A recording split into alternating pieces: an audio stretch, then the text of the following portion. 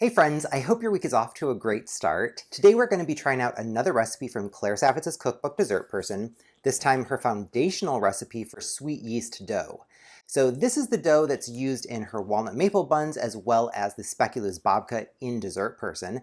However, this dough has broad applications for really any sweet recipe. So classic cinnamon rolls, sticky buns, monkey bread, etc. There are a lot of different applications for this, so don't be limited by just what's included in this book. So really excited to walk you through this today, and without further ado, let's get right into it. We're going to start off with some activated dry yeast here in a bowl. A word of caution, these envelopes of activated dry yeast hold 2¼ teaspoons. In this recipe, we're using only 1.5 teaspoons. So here in my small bowl, I've got my measured active dry yeast. To that, we're going to add some warm milk. Now, Claire wants this milk heated in a saucepan to 105 degrees Fahrenheit, approximately. To save some time, I went ahead and just microwaved this on half power for about 1.5 minutes, and that's brought us up to 107, it looks like. Celsius, that's 42 degrees. So that's exactly what we're looking for. You want it warm enough that you're going to get that yeast activated and moving around. If you go too much over 110, though, you're going to kill the yeast and have nothing happen. So to this, we're going to add about 1/4 cup. It doesn't have to be exactly precise. We're just going to whisk it through.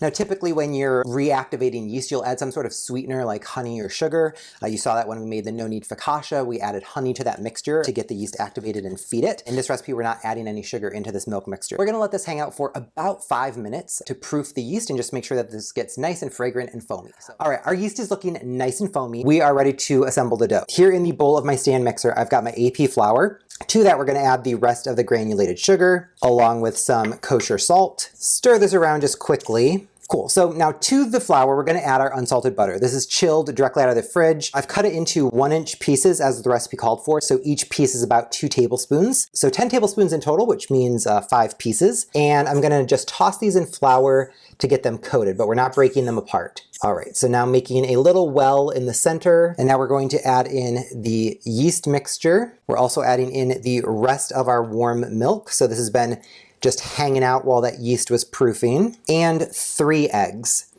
All right, and we are going to pop on our dough hook, and we're going to mix this just on low speed until the flour is fully moistened and there are no dry bits hanging out around the edges.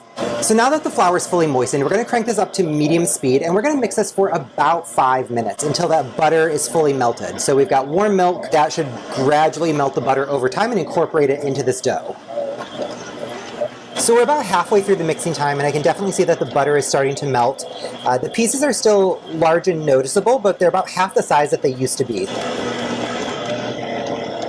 All right, so I've been mixing for exactly 5 minutes here, and we've got the right visual cue now. So we've got a really soft, sticky dough. We've got all of the butter melted. It doesn't look smooth. There's kind of this lumpy texture to it. We're gonna do a quick scrape around the bowl just to get everything down. We are gonna now crank this up to medium-high speed for about 5 minutes again. And what we're looking for is for the dough to pull cleanly away from the edges of the bowl while it's mixing. We've been mixing this for a full 5 minutes. I'm noticing that I'm getting some sticky around the edges of the bowl. What Claire says to do at this point is to add 1 tablespoon of flour at a time and mix it until it no longer sticks to the edge of the bowl.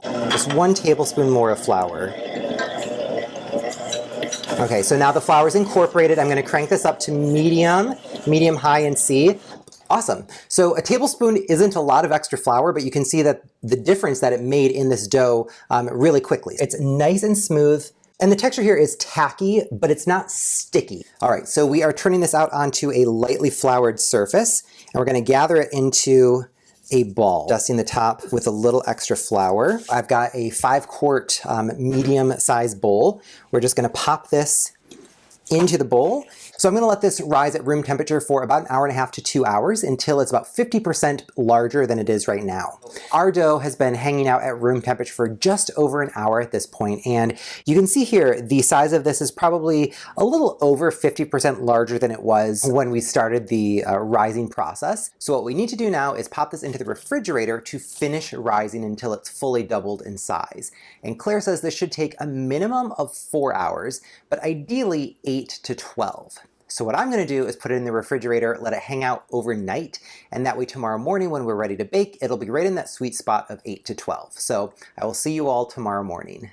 Now that our bread's proofed in the refrigerator overnight, it's about double the size it was originally, and at this point it's ready to use for whatever recipe you want. The next immediate step, regardless of recipe, is to degas the dough. So pressing the heel of your hand into the dough to release some of that air that built up during the overnight proof process. From there, you're going to follow the recipe instructions for whatever recipe you're making. So cinnamon rolls, sticky buns, monkey bread, you name it, do what that recipe tells you to do.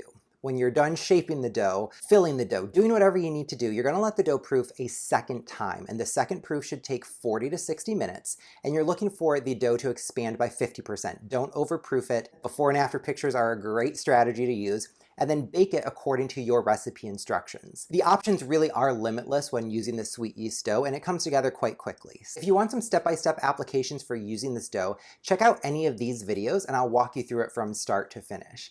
So I really hope this dough tutorial was helpful. If it was, please be sure to give me a big thumbs up and click subscribe. Thank you so much for watching. I'll see you next time.